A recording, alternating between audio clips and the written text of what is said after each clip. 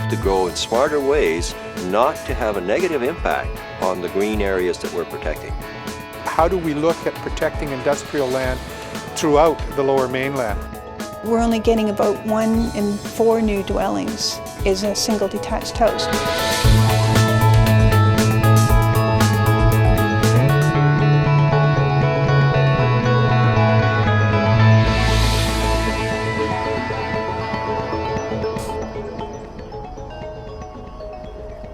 Hi, I'm Dagmar Timmer. And I'm Vanessa Timmer, and this is the Sustainable Region. It's springtime, and after the winter rains, we're seeing new growth everywhere. And I'm not just talking about the flower buds. Our region is experiencing tremendous growth. By 2040, our population may well be 3.4 million. To respond to this challenge, Metro Vancouver is updating its new regional growth strategy. In today's show, we'll look at the 5 goals. First, we'll see how creating compact urban areas brings housing, employment, and amenities together, and it is growth that is transit-oriented.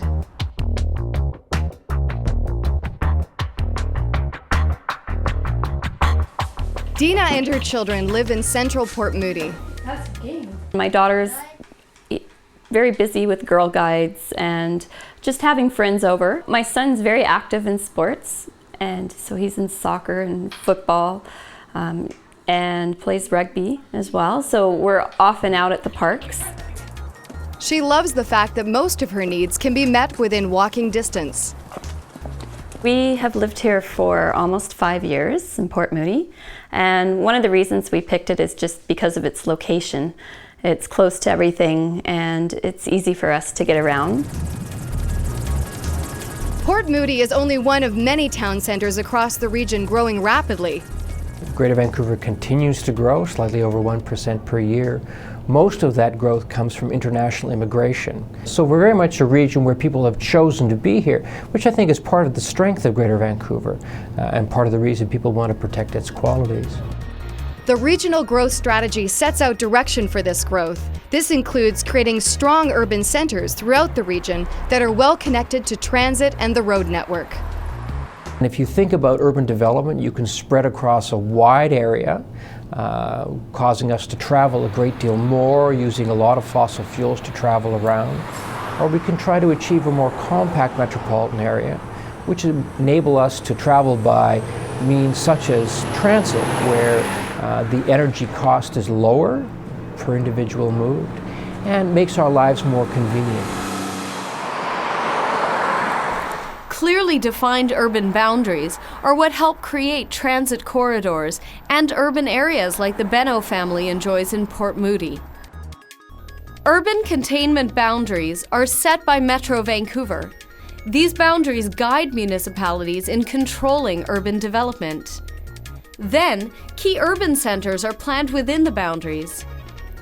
Connecting these are frequent transit development corridors, which maximize the transit system's viability by locating growth along its length, especially at transit stations. That was definitely one of the things that I thought about when I chose to live here in Port Moody, is just the accessibility to everything, where it doesn't take up your whole day being in a vehicle, having to drive places. You can hop on the bus or walk and get what you need.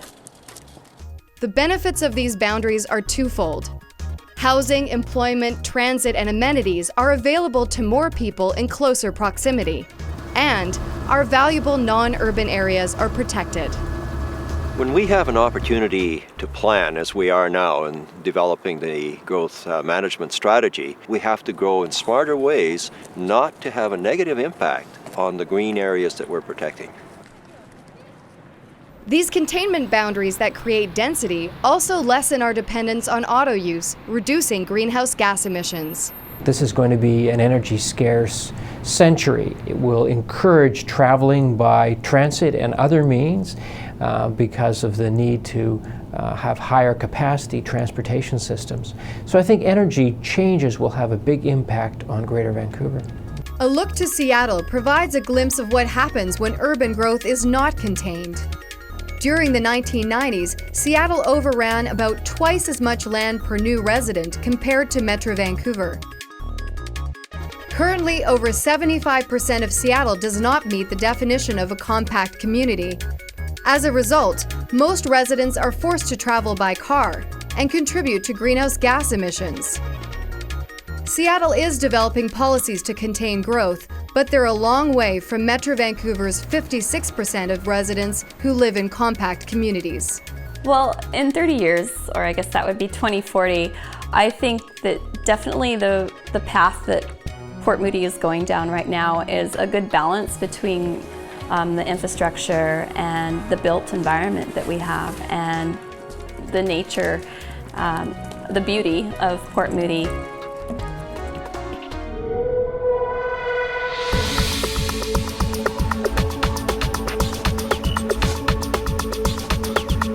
Welcome back to the Sustainable Region and our look at growth in Metro Vancouver. Clearly defining our urban boundaries helps ensure that future growth minimizes environmental impact and uses our resources and infrastructure effectively. As our region's population grows, so does our need for jobs and a healthy business climate for traditional and new economic sectors. This depends upon keeping land available for agriculture and industry so that we can produce goods for local and export markets. Industrial lands aren't pretty, but they are vital to our region's economic health. The issue is, how do we look at protecting industrial land throughout the Lower Mainland, where it is a short resource? You know, the economic health of the Lower Mainland depends upon us having land that's available for industrial use. Preform construction is just one example. It provides jobs for 6 full-time employees and as many as 10 other workers in the subtrades. So here at Preform Construction, we build whole residential homes in modules. So the home is built here in the factory and shipped on site completely finished. After a 4-month search, Preform chose Surrey's Port Kells area as its ideal location. So we have lumber here. Further afield, we have our steel. And then we also have our painting booth just right across the yard here in our machine workshop. We also have proximity to transportation here, just a couple blocks from CN Rail and about 10 blocks from the barge loading dock. Chris DiMarco is a manager of regional development planning for Metro Vancouver, and she worries about the future of our industrial lands. The major challenge facing industry in this region at this time is the pressure to use industrial land for other uses, and that's primarily uses that provide a higher return, residential, office, and retail. The problem that we ran into was encroaching residential development. So, all the industrial parks that we saw typically had building sites beside them. Redeveloping industrial lands into residential units, such as condos, comes down to simple dollars and cents. The reason why it's attractive for municipalities to rezone land from industry to another use is that the industrial land has a low land value. And so when they can rezone it to residential or to retail or office, the land value is being increased, and the amount of floor space that's being built is often more than in industrial, which is often just one story. From a financial point of view, it all adds up. At virtually no cost to local governments, cheap land can be made much more valuable through rezoning and charging higher property taxes. But for businesses trying to build a competitive edge, it comes at a price. The further that you push companies like us out, the less efficient and competitive we become. We need to have access to our client base as well as to our suppliers. And if it's not within striking distance of Greater Vancouver, we run the risk of not being competitive. Metro Vancouver has 26,000 acres of industrial lands, providing up to 140,000 jobs directly and at least twice as many through indirect spin-offs.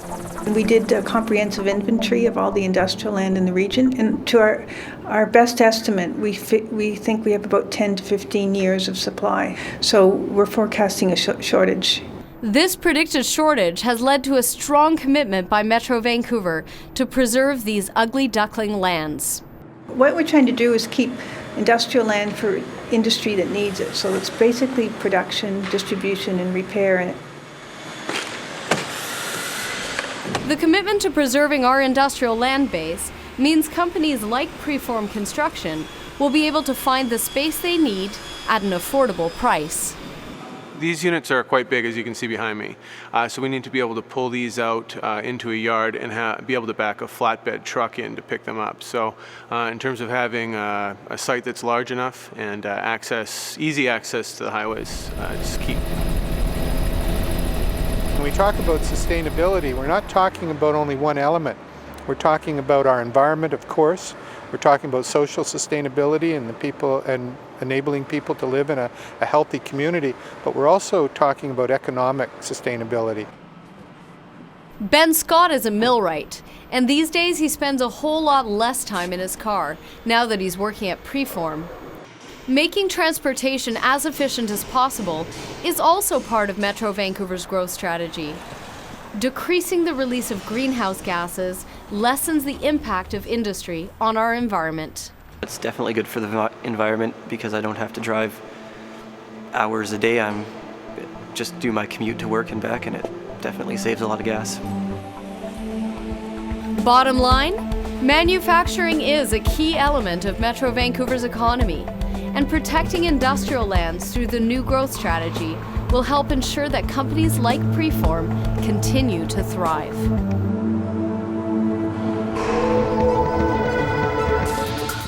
MetroVancouverRecycles.org. It's recycling made easy.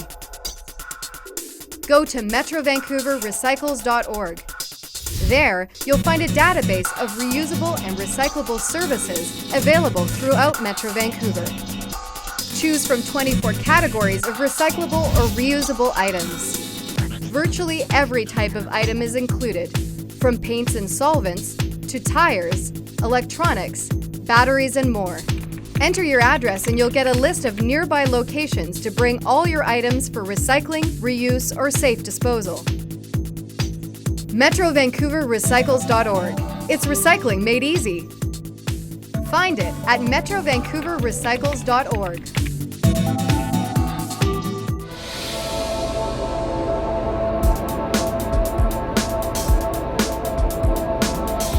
Welcome back to the Sustainable Region.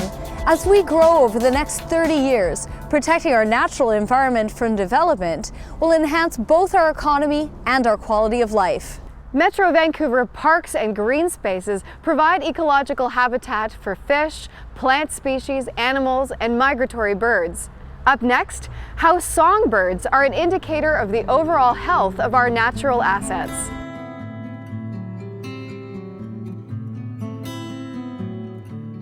We have a lot of green spaces within the Metro Vancouver area.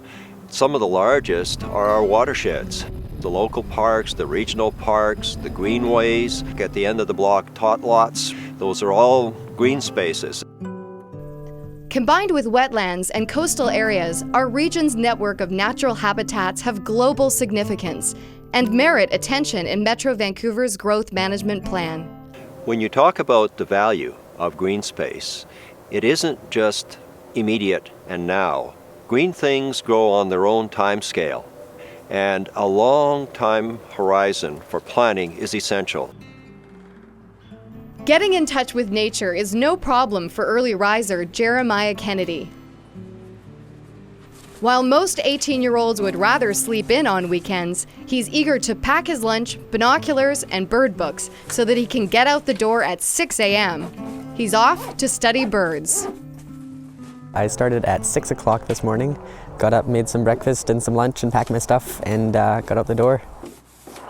What we're noticing is that the bone colour on the upper mandible extends to the lower mandible, so there's less and less yellow.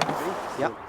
Jeremiah volunteers with the Vancouver Avian Research Centre, a group of avid ornithologists who are monitoring bird populations to learn about migration habits and demographics.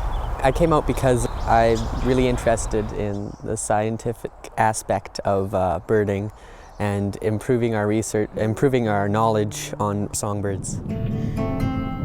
Our region's forests, wetlands, streams, and riparian coastal and intertidal areas are integral pieces of a habitat network for fish and wildlife. Some, like the Pacific Flyway or Burrard Inlet, have global significance for species like salmon and migratory birds. The migratory birds obviously come up to Canada to breed, but of course they overwinter in the neotropics. They need places to rest and they need places to feed and to fuel up for the next leg of their migratory journey. So if you remove these spaces, that simply means that more songbirds will die and more birds will face imminent extinction. Burnaby Lake is one of 21 regional parks scattered across Metro Vancouver. Burnaby Lake Regional Park, where they are banding birds today, is one of the designated green spaces in Metro Vancouver's growth strategy. Well, we wait for the birds to fly into these mist nets, and then we take them out and put them in bags, and then put a metal band on their leg, which has a special number. And then we take measurements, and this number can let us know the variation in weight, wing length. It's a black-capped chickadee. Yeah. It's a second-year bird. Fox sparrows, purple finches, pine siskins. These are some of the species supported by the habitat around Burnaby Lake. The data from these bird banders matches that of others around the world. Bird populations are in decline. If we don't have these birds, they don't carry seeds of certain trees to another, and then we start seeing a whole ecosystem collapse. Green spaces provide additional services that are often taken for granted. What services do we get provided for free from the ecosystem that allow us to have the quality of life that we do? And these are things like flood protection, for example, slope stabilization, soil formation, pollination. We really have not counted that into any economic formula. These natural assets make very important contributions to the economic prosperity and quality of life of the region. If birds are here, it means that the environment is a productive environment, and that's not only good for birds, of course, it's also good for humans.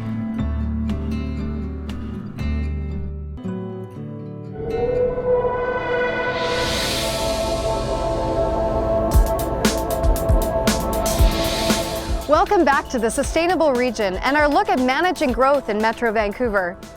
Our quality of life depends on our communities. Complete and resilient communities not only build social cohesion, but they're energy efficient and resistant to natural hazards.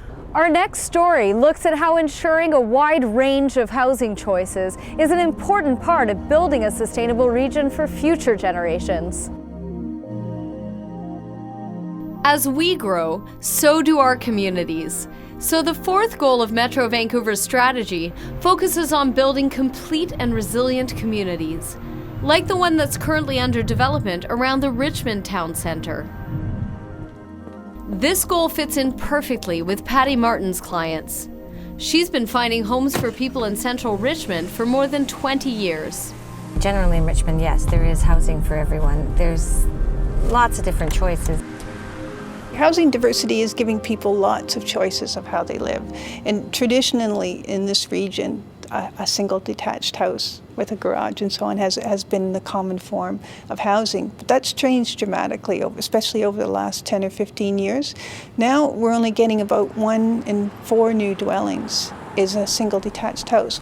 Well, I live in a condominium, and there's a lot of condominiums and townhouses on my street, which is close by. In terms of housing, there's a great variety for everyone. In recent years, planners in Richmond have focused their efforts on multi-family housing. This whole area is McLennan North, and this has really been developing in the last little while. Lots and lots of product, mostly townhouses. McLellan North didn't just happen. It is a planned community featuring a state-of-the-art playground and park. And 2 schools serving children from kindergarten right through to graduation, all surrounded by condos and townhouses. The difference is, again, still in the core, but a little more affordable because not right on number 3 roads, so the price point has been a bit more affordable. Seniors are sold on the concept of town center living. Services such as a senior center, a library, shopping, transportation, and housing are all grouped together in a way that meets their needs. It's very convenient right now because we have the rapid transit is coming, and we have a lot of supermarkets around and shopping malls. So buses are coming around though, so it's very, very good. The new regional growth strategy is designed to build on the previous strategy by ensuring that housing, amenities, and transportation are considered as parts of a whole. Communities designed to be complete help create social cohesion, and the proximity of housing to amenities is not only convenient, but also encourages healthy activities like walking and cycling. I'm living in the apartment. Yeah. Close to here? Yeah, close to here.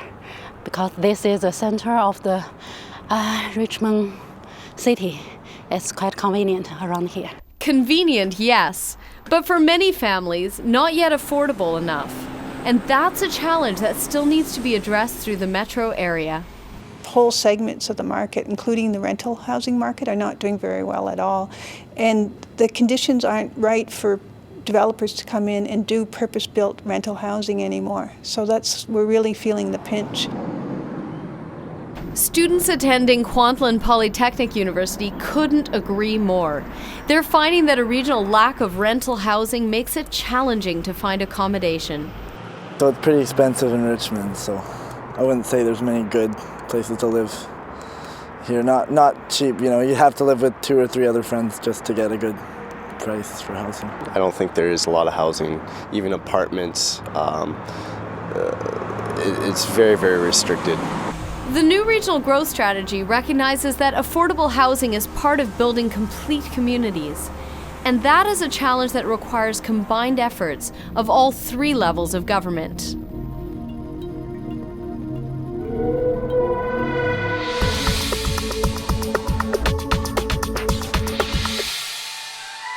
Welcome back to the Sustainable Region. When we look forward to the next 30 years, it's clear that our transportation systems will be different. Concerns about greenhouse gas emissions and a shift from oil-based transport will change the way that we get around. Planning land use with transportation strategies creates growth that encourages walking, biking, and public transit. BC Lion's Javier Glatt is a role model for local school children. He integrates sustainable transportation choices into his daily life.